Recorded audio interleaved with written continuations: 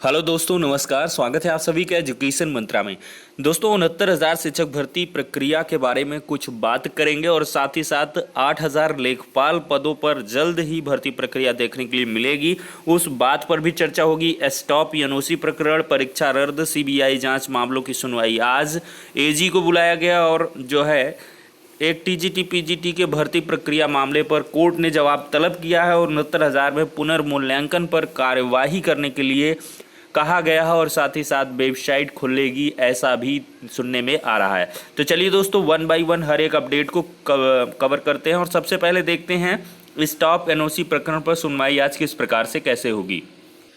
देखिए दोस्तों, stop NOC प्रकरण आप पहले से जानते हैं कि सिंगल बेंच में जो है कुछ ऐसी पेटिशनर्स की डिमांड थी कि उनको जो है काउंसलिंग वगैरह के लिए पार्टिसिपेट करने के लिए ऑर्डर दिया जाए। कोर्ट ने वैसा किया भी, चूँकि कोई रूल रेगुलेशन दिखा नहीं पाए जिसके आधार पर एनओसी को रोका जाए। 68,500 शिक्षक भर्ती में चयनित अभ्यर्थी या जो पहले से ही शिक्षक के रूप में कार्य कर रहे हैं, ऐसे अभ्यर्थियों को रोकने की मांग की गई थी।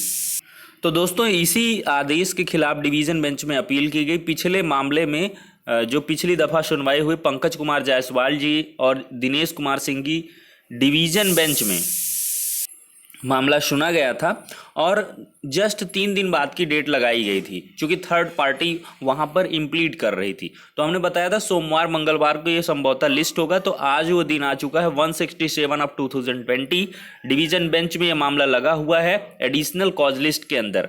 तो देख सकते हैं गंभीर मैटर है एनओसी प्रकरण पर, यानी कि 68,500 शिक्षक भर्ती या पिछली शिक्षक भर्तियों में चयनित अभ्यर्थियों की एनओसी को रद्द किया जाए, उनको एनओसी ना दिया जाए। इस प्रकरण पर सुनवाई आज देखने के लिए मिलेगी। अब देखते हैं पंकज कुमार जायसवाल जी इस प्रकरण पर क्या कुछ करते हैं। वहीं दूसरी ओर अगर एक और प्रकरण की बात करें तो नूतन ठाकुर की जो याचिका है परीक्षा रद्द करने की, सीबीआई जांच मामले की और कार्रवाई करने संबंधी, उसमें एजी को बुलाया गया था। पहली हियरिंग हुई थी तब 1 हफ्ते बाद की डेट लगी थी जुलाई की। अब जब जुलाई में जब सुनवाई हुई तब उसमें फिर से सुनवाई हुई तो फिर एजी प्रेजेंट नहीं रहे और फिर दोबारा से महाधिवक्ता को बुलाया गया था। तो आज ये मैटर लगा हुआ है मनीष जी की बेंच में, ये सिंगल बेंच में मामला सुलझा जाएगा और जो है ये एट लास्ट जो है फ्रेश केसेस में लगा हुआ है। तो देखते हैं इस प्रकरण पर क्या कुछ होता है। महाधिवक्ता देखिए अगर आज प्रेजेंट रहते हैं तो इस प्रकरण पर आपको सुनवाई देखने के लिए मिलेगी। यदि महाधिवक्ता एब्सेंट रहते हैं तो मे बी कोर्ट कोई सख्त निर्णय ले, क्योंकि 2 बार कोर्ट एडजर्न हो चुकी है इसी मैटर पर। इस मैटर को हल्के में लेने की आवश्यकता नहीं है, लेकिन किसी भी लीगल टीम के द्वारा, चाहे वो बीएड हो, चाहे बीटीसी हो, चाहे जो भी हो, या 67,867 चयनितों की तरफ से कोई भी ऐसी खबर नहीं आई कि उनके द्वारा कोई एडवोकेट इसमें प्रेजेंट रहेगा, एक मतलब बड़ा एडवोकेट। और इस मामले पर बहुत ही जरूरी है, जैसा कि उत्तर कुंजी मामला एक प्रकार से घातक सिद्ध हुआ था 67,867 चयनितों के लिए, ठीक उसी प्रकार से ये सीबीआई जांच भर्ती रद्द संबंधी मामला भी गंभीर हो सकता है। तो इस पर जो है गंभीरता से विचार किया जाना चाहिए। हालांकि आज का दिन आ ही गया, हम लगातार अवेयर करते रहते हैं, लेकिन जो है इस पर जो है कार्रवाई अभ्यर्थियों द्वारा नहीं की जा सकी। उत्तर कुंजी मामला भी ठीक इसी प्रकार से गंभीर था। सीबीआई जांच मामला भी गंभीर है, चूंकि आरोप जो है वो गंभीर तरीके से लगाए गए हैं। हालांकि एसटीएफ की जो रिपोर्ट है अभी वो आनी बाकी है और बिना एसटीएफ की रिपोर्ट के में भी कोर्ट के द्वारा कोई ऐसा ऑर्डर ना दिया जाए कि भर्ती प्रक्रिया को स्थगित किया जाए, क्योंकि इतने ज़्यादा साक्ष्य नहीं होंगे या कुछ भी है। अब ये जो है नूतन ठाकुर की याचिका पर क्या कुछ ग्राउंड्स लिए गए हैं वो तो याचिकाकर्ता को खुद मालूम होगा, और नूतन ठाकुर जी इस पर क्या कुछ किस तरीके से बहस करेंगी वो भी देखने वाली बात होगी, क्योंकि खासी दिलचस्पी है उनको इस केस में। अलग से उन्होंने फेसबुक पटल पर जो है आगाह किया था कि कोई अभ्यर्थी अगर चाहता है जुड़ना तो जुड़े और मैं फ्री इस मुकदमे को लड़ूंगी और मैं जो है किसी प्रकार की कोई भी फीस अपनी चार्ज नहीं करूंगी, ऐसा कहा गया था। तो अब देखते हैं, आज इस प्रकरण की पुनः सुनवाई है और लगातार इसकी अपडेट भी उनके द्वारा फेसबुक पटल से दी जाती है। मतलब एक अधिवक्ता की संजीदगी इस केस के प्रति काफ़ी है। अब देखिए दोस्तों, 68,500 शिक्षक भर्ती में चयनित अभ्यर्थियों को रोकने संबंधी बिंदु पर चर्चा हो गई। अब 69,000 में पुनर्मूल्यांकन पर कार्रवाई हो और वेबसाइट खुले, इस पर चर्चा करते हैं। देख सकते हैं दोस्तों यहाँ पर उप सचिव बेसिक शिक्षा की संस्तुति पर निर्णय लेने का निर्देश। देखिए प्रथम दृष्टया ऐसा लगता है कि यह 68,500 शिक्षक भर्ती का मामला होगा, लेकिन यहाँ पर अगर आप अपडेट पढ़ेंगे पूरी तरीके से तो देखें कि इलाहाबाद हाई कोर्ट ने 69,000 सहायक अध्यापकों की भर्ती में पुनर्मूल्यांकन में सफल घोषित अभ्यर्थियों की नियुक्ति पर शीघ्र निर्णय लेने का निर्देश दिया है। यह आदेश न्यायमूर्ति MC त्रिपाठी ने प्रदीप कुमार व 11 अन्य की याचिका पर दिया है। देखिए इस ऑर्डर को हम सर्च करेंगे, मिल जाएगा तो फिर अवश्य ही डिटेल्ड एनालिसिस करेंगे कि आखिरकार क्या कुछ कैसे किस प्रकार से है। देखिए कोर्ट के निर्देश पर इन अभ्यर्थियों की उत्तर पुस्तिकाओं का पुनर्मूल्यांकन किया गया था। उप सचिव बेसिक शिक्षा परिषद ने गत 25 जून को इन अभ्यर्थियों को सफल घोषित करने की संस्तुति प्रमुख सचिव बेसिक शिक्षा से की थी। यानी कि ये प्रकरण 69,000 का ही प्रतीत होता है। फिर प्रमुख सचिव द्वारा निर्णय लेने में देरी के कारण यह याचिका दाखिल की गई। देखिए याचिका में कहा गया कि याची पुनर्मूल्यांकन में सफल हुए हैं, इसलिए सहायक अध्यापक भर्ती की काउंसलिंग का फॉर्म भरने के लिए ऑफिशियल वेबसाइट खोली जाए, मतलब और याचियों को भी चयन प्रक्रिया में हिस्सा लेने की अनुमति दी जाए।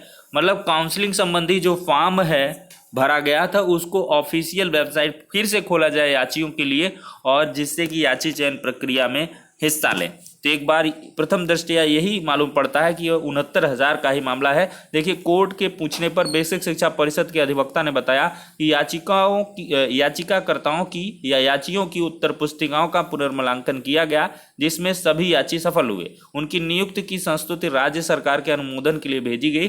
कोविड-19 संक्रमण के कारण निर्णय की जानकारी नहीं मिल सकी। अनुमोदन मिलते ही चयन प्रक्रिया शुरू कर दी जाएगी। इस पर कोर्ट ने प्रमुख सचिव को निर्देश दिया कि संस्तुति पर नियमानुसार यथाशीघ्र निर्णय लें।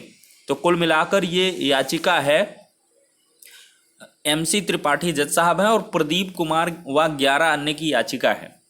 तो देखते हैं इस पर ऑर्डर। ये 68,500 का है, 69,000 का, लेकिन ऐसा मालूम चलता है 68,500 का होना चाहिए, लेकिन कुछ ऐसी चीज़ें हैं जिसकी वजह से लग रहा है ये 69,000 का ही होगा, क्योंकि काउंसलिंग के लिए वेबसाइट खोलने की बात कही जा रही है। अदरवाइज प्रत्यावेदन लेकर 68,500 में काम किया जाता है। तो ये 69,000 का ही मामला है ऐसा समझ में आ रहा है, लेकिन फिर भी इसकी डिटेल्ड एनालिसिस आपको मिल जाएगी। तो चलिए दोस्तों, अब 8,000 लेखपाल पदों पर जल्द ही भर्ती प्रक्रिया स्टार्ट होगी। वहीं TGT देखिए शारीरिक शिक्षा भर्ती पर कोर्ट ने जवाब तलब किया है। देखिए इलाहाबाद हाई कोर्ट ने TGT शारीरिक परीक्षा रद्द करने, घोषित परिणाम पर रोक लगाने और पुनरीक्षित परिणाम घोषित करने की मांग को लेकर दाखिल याचिका पर राज्य सरकार व चयनित अभ्यर्थियों से जवाब मांगा है। यह आदेश न्यायमूर्ति VK बिड़ला ने प्रयागराज के बिमल तिवारी की याचिका पर अधिवक्ता प्रतीक चंद्रा को सुनकर दिया है। तो जो भी इससे संबंधित है संज्ञान ले लें। और देखिए यहाँ पर लेखपाल भर्ती की नए सिरे से कवायद हो रही है और 8,000 पदों पर एक साथ भरने की तैयारी है। देखिए UPSSC ने नए सिरे से 3 चयन वर्ष का एक साथ मांगा भर्ती प्रस्ताव। देखिए राजस्व लेखपाल के रिक्त पदों को भरने की पिछली 3 वर्षों से चल रही कार्रवाई बेमतलब साबित हुई है। अधीनस्थ सेवा चयन बोर्ड ने राजस्व परिषद से जून 2020 तक रिक्त पदों की भर्ती का नया प्रस्ताव मांग लिया है। अब 3 चयन वर्ष में रिक्त पदों पर भर्ती की कार्रवाई एक साथ नए सिरे से शुरू होने जा रही है।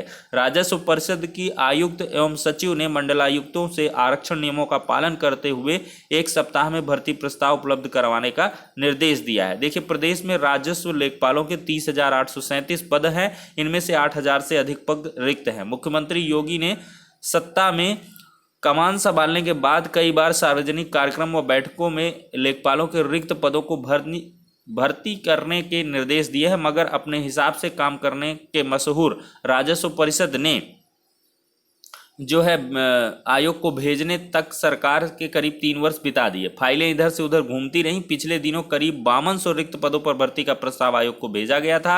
आयोग ने प्रस्ताव का परीक्षण करने के बाद चयन वर्ष 19-20 तक रिक्त हुए पदों का ब्यौरा प्राप्त कर भर्ती कार्रवाई बढ़ाने का फैसला किया है। अब आयोग ने राजस्व परिषद को चयन प्रक्रिया 2017-18, 18-19, 19-20 के रिक्त पदों का जिलावार त्रुटि रहित भर्ती प्रस्ताव उपलब्ध करवाने की को कहा है। हालांकि राजस्व परिषद कि मौजूदा आयुक्त एवं सचिव मनीषा त्रिगाटिया ने नया भर्ती प्रस्ताव जल्द से जल्द आयोग को उपलब्ध करवाने के कदम उठाए हैं। उन्होंने भर्ती प्रस्ताव जिलाधिकारियों से मांगने की जगह सीधे मंडल आयुक्तों से मांग लिया है। त्रिगाटिया ने मंडल आयुक्तों को निर्देशित किया है कि वे अपने अपने मंडल के जिलाधिकारियों से 3 चयन वर्ष का प्रस्ताव प्राप्त कर स्वयं परीक्षा करें।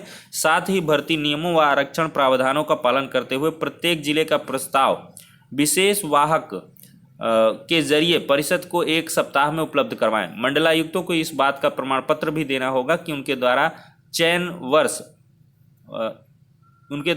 वर्ष बार 4 नियुक्तियों, पता नहीं क्या लिखा है, बार नियुक्तियों व आरक्षण की पूर्ण प्रामाणिकता से गणना की गई। उन्होंने त्रुटि रहित भर्ती प्रस्ताव तैयार करने के लिए विस्तृत दिशा निर्देश व गाइडलाइन मंडलायुक्तों को भेजी है। लेखपाल संघ के पदाधिकारियों के मुताबिक एक लेखपाल के पास औसतन 2 से 3 गांव की जिम्मेदारी है। काम के अतिरिक्त बोझ की वजह से समय से काम नहीं पूरा होने पर कार्रवाई का सामना करना पड़ रहा है। शासन स्तर पर लेखपालों की जिन मांगों को उचित मानकर कार्रवाई को सहमति दी गई है, शासनादेश जारी किया गया है, फील्ड में उन पर भी ठीक से अमल नहीं हो रहा है। तो देख सकते हैं दोस्तों, 8000 पदों पर आपको जल्द ही भर्ती प्रक्रिया देखने के लिए मिल जाएगी। तो ये थी कुछ लेटेस्ट अपडेट जो 69,000 शिक्षक भर्ती से संबंधित थी तथा अन्य जो है नई भर्ती से संबंधित थी। अब नेक्स्ट वीडियो मिलते हैं, तब तक के लिए शुक्रिया, धन्यवाद।